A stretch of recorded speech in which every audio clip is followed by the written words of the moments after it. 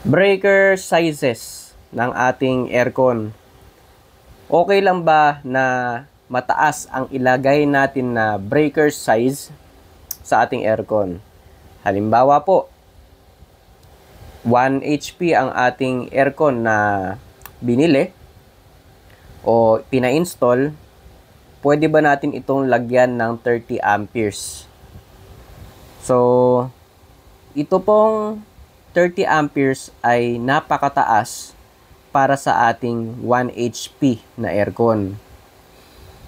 Meron po tayong mga specific o pasok sa warranty na breaker sizes na ang nakakaalam po niyan dapat ay ang mag-i-install. So, dapat alam po nila yan dahil pwede po na void o hindi ma-count ang inyong warranty pag mali po ang breaker sizes nyo.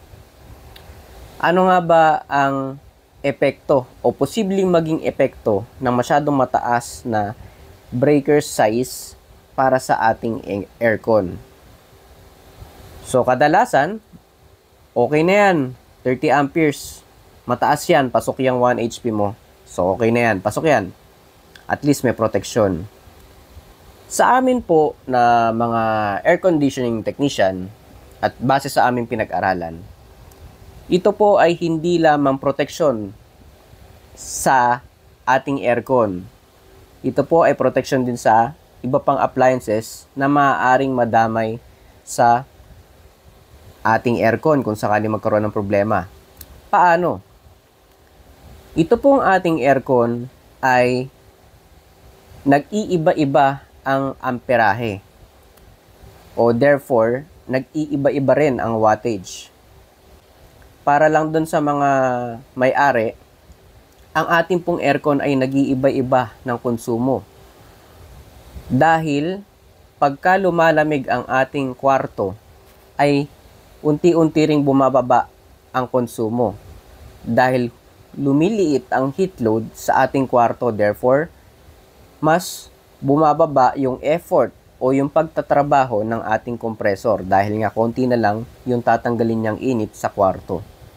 So ano ang ibig kong sabihin dito? Merong pagkakataon po na nagkakaroon tayo ng high ampere o masyadong pagtaas ng amperahe. Ito po ay mga problema sa ating aircon o para sa madaling salita, pagka nagkaroon ng ganitong problema o masyadong tumaas ang amperahe, ay sasaluhin ng ating breaker upang hindi matuluyan sa pagkakasira o sabihin na nating worst case, masunog ang ating aircon. Ganito lang po kasimple. Kung ang ating aircon po ay sumobra na sa amperahe, iinit po ang mga wiring nito na pag tumagal, sa sobrang init ay posibleng masunog. Sa mga inverter units po, kadalasan ay marami po itong proteksyon.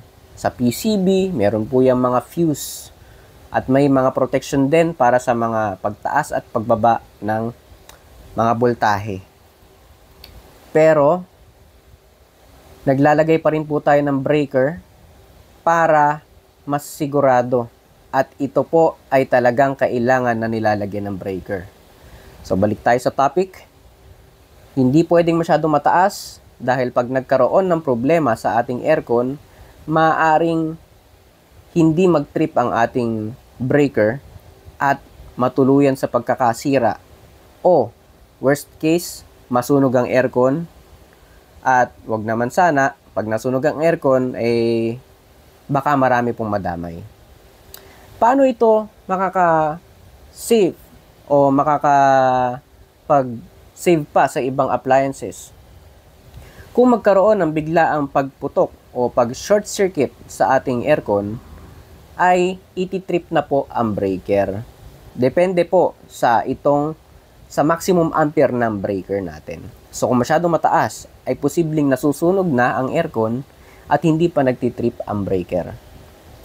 So, ito po ay safety. Ito po ay base sa aking mga pinag-aralan at aking opinion. paki-comment nyo po sa baba kung ano po ang inyong mga pwedeng idagdag at inyong mga suggestion. At sana po makatulong itong napakikli kong video. Ingat po sa lahat. God bless.